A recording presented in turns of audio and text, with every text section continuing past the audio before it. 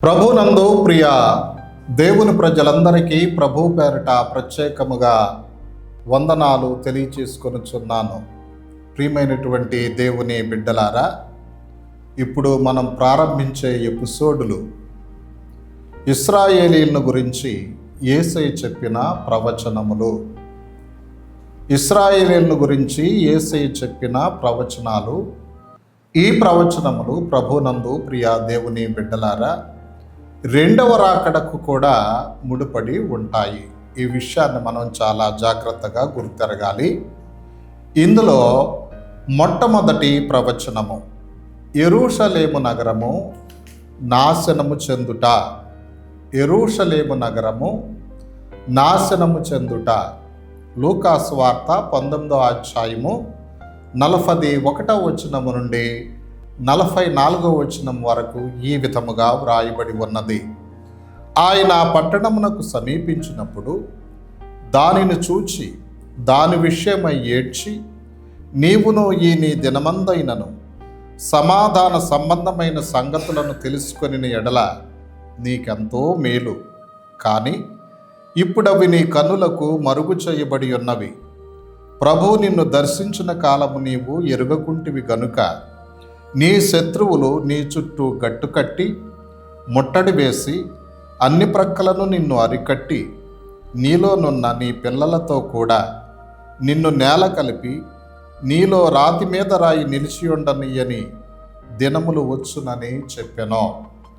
ప్రభునందు ప్రియ దేవుని బిడ్డలారా, ఇది యెరూషలేము నగరం నాశనం చెందుతుంది అని ప్రభువు ప్రవచించుట జరిగింది. ఇది భవిష్యత్తులో జరగబోయే కార్యమని ప్రభు తాను జీవించి ఉండగా చెప్పినాడు. ప్రభునందు ప్రియ దేవుని బిడ్డలారా, కాబట్టి ఈ యొక్క ప్రవచనము ఎక్కడ చెప్పారంటే, ప్రభువారు మట్టల ఆదివారం రోజున గాడిద మీద ప్రయాణం చేస్తూ ఒలీవల కొండ మీద ఉండి చెప్పిన ప్రవచనము. బేతనియా గ్రామం నుంచి బయలుదేరి ఒలీవల కొండ మీదకి వచ్చి అక్కడ ఆగినప్పుడు యెరూషలేం పట్టణము కనిపిస్తుంది ప్రభువారికి. యెరూషలేం పట్టణము సియోను కొండ మీద ఉంది. ఈ ఒలీవ కొండ మీద నుంచి చూస్తే యెరూషలేం పట్టణం చాలా క్లియర్గా కనపడుతుంది. ప్రభువారు అక్కడ ఆగి ఆ పట్టణాన్ని గూర్చి, ఆ దేవాలయాన్ని గూర్చి ఎంతో విలపించుట జరిగింది. ప్రియదేవుని బిడ్డలారా, ఒలీవల కొండ నుంచి యెరూషలేం పట్టణమునకు మధ్య దూరం దాదాపు 2.5 కిలోమీటర్లు ఉంటుంది. అయితే ఈ రెండింటి మధ్య కెద్రోను వాగు ఉంటుంది. ఈ విషయాలు చాలా జాగ్రత్తగా గుర్తెరగాలి. ఆ కొండ మీద ఉండి ప్రభువు యెరూషలేము నగరమును చూచి విలపించాడు. ప్రియదేవుని బిడ్డలారా, ఏడ్చాడు ఆ పట్టణాన్ని గూర్చి. ఎందుకంటే పట్టణానికి దేవుడు అనేక మంది ప్రవక్తలను పంపించాడు. ప్రవక్తలు చెప్పిన మాట వినలా. ఎంతోమంది ప్రవక్తలను హింసించారు, ప్రవక్తలను చంపారు, రాళ్లతో కొట్టారు. ప్రియదేవుని బిడ్డలారా, అందువలన ఆ పట్టణానికి నాశనం రాబోతుంది అని ప్రభువారు ఆ ఒలీవల కొండ మీద ఉండి ఆ పట్టణాన్ని చూచి విలపించాడు, ఏడ్చాడు. ప్రభు ఏడ్చిన సందర్భాలు చాలా ఉన్నాయి. అందులో ఇది ఒకటి. ప్రభునందు ప్రియ దేవుని బిడ్డలారా, గమనించవలసినటువంటి విషయం, ఆ పట్టణాన్ని గురించి ఏడ్చినటువంటి స్థలం ఒలీవల కొండ అని చెప్పుకున్నాం. అక్కడి నుంచి చూచినప్పుడు యెరూషలేం దేవాలయం స్పష్టంగా కనిపించింది. ఏడ్చినటువంటి ఆ స్థలం దగ్గర ఇప్పుడు ఒక కన్నీటి బిందు ఆకారంలో ఒక చర్చి నిర్మించడం జరిగింది.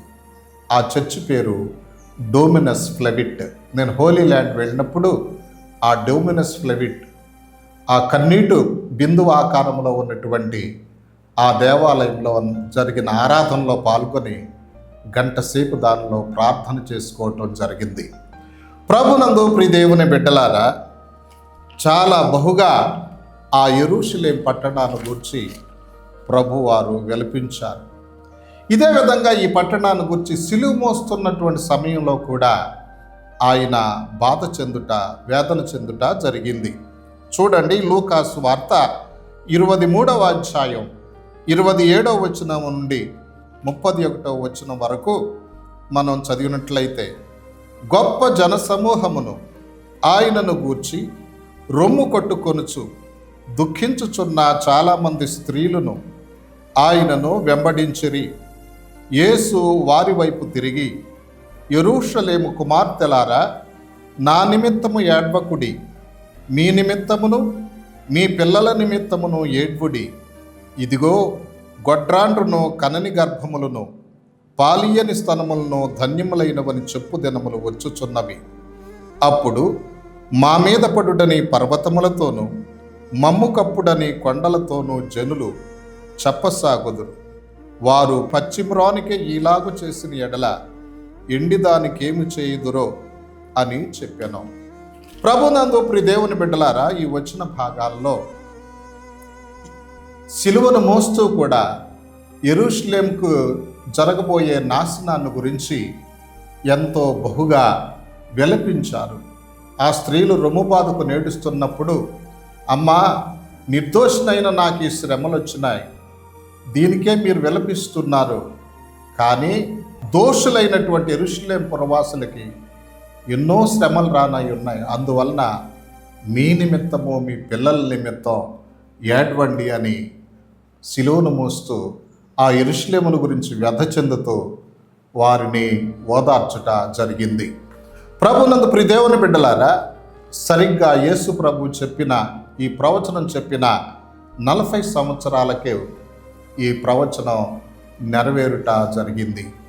క్రీస్తు శకం 70వ సంవత్సరంలో టైటస్ అనే రోమా సైన్యాధిపతి తన సైన్యంతో యెరూషలేమును చుట్టుముట్టాడు. 4 నెలలు యెరూషలేము పట్టణాన్ని దిగ్బంధం చేశాడు. యెరూషలేములో ఉన్న ప్రజలు, లోపల ప్రజలు బయటకు రాకుండా, బయట ప్రజలు లోపలికి వెళ్లకుండా దిగ్బంధము చేయుట జరిగింది. ప్రియులారా, పట్టణమంతయు సమూల ధ్వంసం చేయబడింది. గోపురం పశ్చిమ ప్రాకారం మాత్రమే మిగిలింది. 4 నెలలు ముట్టడి వేసేసరికి ప్రియులారా, ఆ యెరూషలేము పట్టణంలో ఉన్న ప్రజలకు కరువు ఏర్పడింది, రోగాలు ఏర్పడ్డాయి. ఎంత భయంకరమైనటువంటి కరువు అంటే మనుషుల్ని చంపుకు తినే కరువు వచ్చింది. ప్రభునందు ప్రియ దేవుని బిడ్డలారా, పిల్లలు, యవనస్తులు తిండి కొరకు సంత వీధుల్లో తిరుగాడుచు ఎక్కడ వారక్కడే వగడాకుల వలె పడిపోయారు. ప్రియ దేవుని బిడ్డలారా, గమనించవలసినటువంటి విషయం, మేడగదులు ఆకలితో అలమటించు స్త్రీలతోనూ పిల్లలతోనూ నిండిపోయాయి. ఆ రోమా సైనికులు లోపల ప్రవేశించి మరి హింస పెట్టడం చూచినప్పుడు ఎలియాజరు కుమార్తె అయిన మరి అనే ఒక స్త్రీ, చాలా ధనవంతురాలు, ప్రాణాలు అరిచేతిలో పెట్టుకొని మరి పారిపోయి దాక్కున్నప్పుడు చాలా రోజుల వరకు ఆహారం లేక, ఆకలి బాధకు తట్టుకోలేక తన బిడ్డను వండికి తిందని చరిత్రకారుడైన యూసిఫస్ వ్రాయిట జరిగింది. యూసిఫస్ యొక్క కథనం ప్రకారం అలా ఆ మరియ తన బిడ్డను వండుకు తినేటప్పుడు సైనికులు వచ్చి అది జంతు మాంసం అనుకుని ఆమె దగ్గర లాక్కున్నారు. అయితే అది మనిషి మాంసం అని తెలుసుకుని, అది ఆమె బిడ్డ యొక్క మాంసం అని తెలుసుకుని ఆ మాంసాన్ని నా తల్లికే ఇచ్చివేశారు. ఈ విధంగా ప్రభునందు ప్రియులారా, ప్రభు చెప్పిన ప్రవచనం అక్షరాల క్రీస్తు శకం 70వ సంవత్సరంలో నెరవేర్చబడింది. దేవాలయం ధ్వంసం చేయబడింది. యెరూషలేము దేవాలయం గురించి అయితే వారు గొప్పగా భావించారు, దేవాలయం ప్రభు చెప్పిన ప్రకారం రాతి మీద రాయి నిలవకుండా ధ్వంసం చేయబడినట్లు చరిత్ర చెబుతుంది. ప్రభునందు ప్రియ దేవుని బిడ్డలారా, రోమీయులు 11 లక్షల మందిని ఓచకోత కోశారు. కొంతమంది ప్రాణాల అరిచేతిలో పెట్టుకొని పారిపోయారు. 1,00,000 మందిని చెరగా తీసుకొని పోయి రోమా పట్టణంలోని బజారులో పెట్టి బానిసలుగా అమ్మివేశారు. ప్రియమైన దేవుని బిడ్డలారా, యెరూషలేము పట్టణములో రక్తము ఏరులై ప్రవహించింది. ఆ రక్తం కెద్రోను వాగు ద్వారా ప్రవాహంగా వెళ్ళిపోయింది. దేవుని బిడ్డలారా గమనించాలి. ఈ విధంగా యెరూషలేం పట్టణం నాశనం చేయబడింది. ప్రజలు చెరగని పోబడ్డారు. యూదులు ఎవరు కూడా మిగల్లేదు.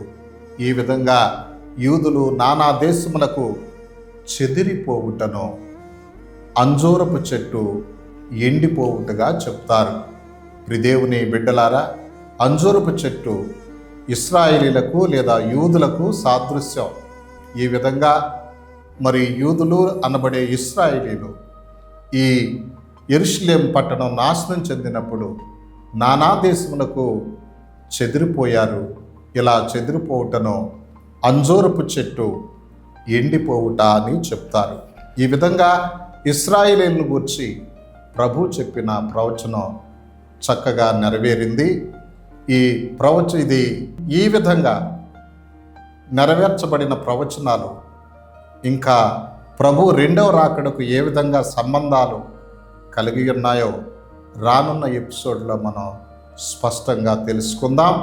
అప్పటి వరకు ప్రభువారు మిమ్మల్ని నిండారుగా ఆశీర్వదించుదురుగాక. ఆమేన్. దయగలిగిన నాయన, ప్రేమ కలిగిన తండ్రి, మీరు యెరూషలేము నగరం నాశనం చెందుటను గురించి చెప్పిన ప్రవచనమును బట్టి వందనములు, స్తోత్రములు చెల్లించుకొనిచున్నాం. ప్రభా, మీరు మీ వాక్యము భూమి ఆకాశమును గతించును కానీ నా మాటలు గతించవని చెప్పావు. ఉన్నది ఉన్నట్లుగా ప్రవచనం నెరవేర్చబడింది.